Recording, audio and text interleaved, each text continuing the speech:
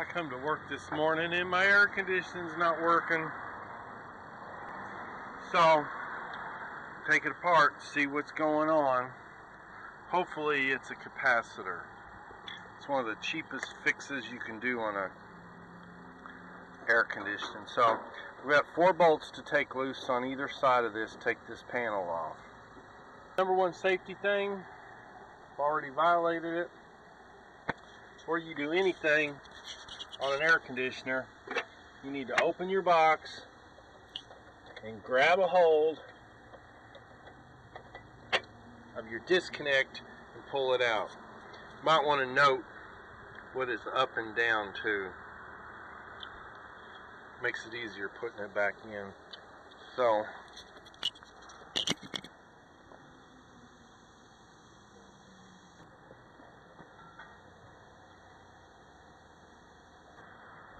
what capacitors do is give stuff a jump start.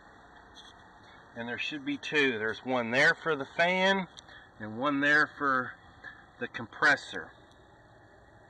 And I do not hear the compressor kicking on when I turn the fan on. I do not hear the compressor running or kicking in. So this one right here, I know goes to the fan. You can trace the wires. Ironically, if you turn the wires around backwards, the fan goes one way, turn the wires the other way, the fan runs the other way. Okay, because some of the air conditionings, anyways. So, the capacitor I'm going to pull out is this one right here. And it goes to the compressor. Now, sometimes when you got a 3-prong capacitor, one of them takes the place of that one. Last time I bought one of these, they're only like 10, 11 bucks. It's just finding where you can get it at. So that'll be there. Mark your wires, what color wire goes where to what.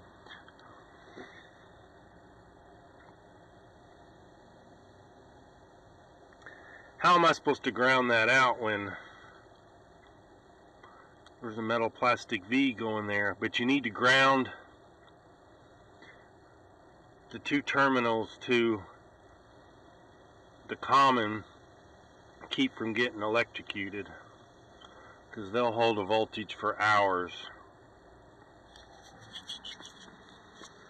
I'm trying to locate the part number for the capacitor so I could go replace the capacitor. That's usually a cheap fit. So I'm unhook the wires,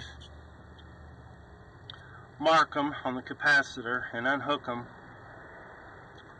So I discharged them with this jumper wire. So I discharged the capacitor so I wouldn't get shocked. I'm trying to find a number to look it up because I got the book that came with it. But as I'm rotating this,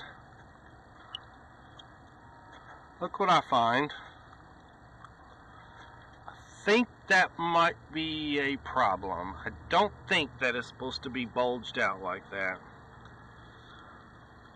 So, how in the world am I going to get that out of there? I don't think I'm going to be able to unless I take a Sawzall and cut it in half. What I'm thinking about doing, if my wires are long enough, is route them under here and zip tie the capacitor to there.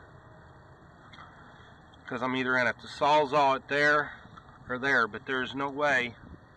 See about taking the panel loose, but that ain't going to work. So now I'm in search of a capacitor, but I did get the numbers off of it, so let's see if we can go find it. Okay guys, we're back from the parts store, and I was going to the parts store I was wanting to, and as I was driving by, I went by another store where I'm actually doing a nuisance wildlife control job on this person's property that owns the store, and I went in there to see if they had the part, and she ended up giving me the part for free. But I'm going to replace it with a 2-prong. The other one was a 3-prong, but the 3-prong, what it does is one is for the compressor, the other one is for the fan. But this fan was replaced, I don't know, 5 or 6 years ago, and I knew that was the kind of capacitor you use on the fans. And so that's why there was only 2 wires hooked to this one, because they're not using the third one. And one's a common, one's a fan, and one's a compressor. And it's a little bit more money, but see how that's all bulged out? I don't know how I'm going to get it out of there, so my plan is to wire it up down there. So when you go into the parts store and you need something, what you need is this number right here. And it's how many microfarad the capacitor is. I guess a capacitor is a capacitor. You just know how many microfarad. So they gave me this one. So it's 45 microfarad is the number you need to know, 45. Because they didn't need any of those other numbers, they just needed the 45. And I guess it doesn't matter where the wires hook up. I guess the one thing to note about a capacitor, if you want to know if a capacitor is good or bad, they almost always show visible signs. And the visible signs are usually bulging. And the one thing is, most of them will bulge out on the bottom, and if you put them on a flat edge, they will wobble, and they'll be bulged there. But as you can see, this one here, it is bulged right there. And I asked him about using a Sawzall to cut this out, because what I was worried about was in the olden days, they used to have PCBs, which is highly toxic, and as you can see now, it says none PCBs. I guess they use mineral oil or something in them now, and they're no longer toxic. It's an oil, but it's no longer toxic. It has to be a dielectric type oil that will not conduct electricity, and they don't use PCBs anymore. Like your transformers, that's what can be toxic in the old ones. If a transformer blows, and the PCBs can be very toxic. So we're going to hook this thing up, hook it up down here. We're going to zip tie it somewhere and reroute the wires, because until I get over here with the Sawzall blade,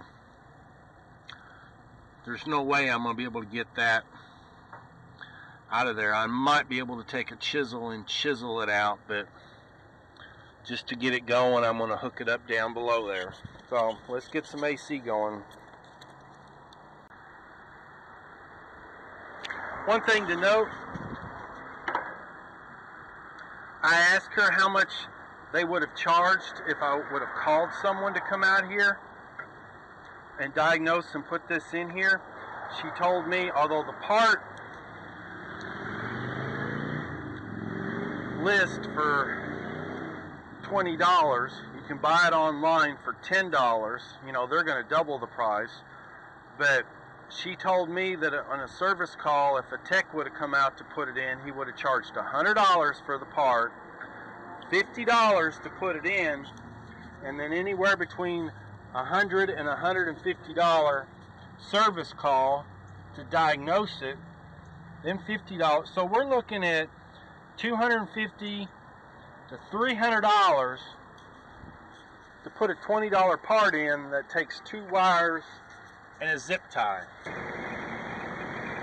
And it lives again. A simple little $20 part. All it took. See the condensate rolling out now. You can hear the compressor and the fan. That's something you need to learn if you don't know the sound. There's 2 distinct sounds. There's the sound of the compressor running and then the sound of the fan running.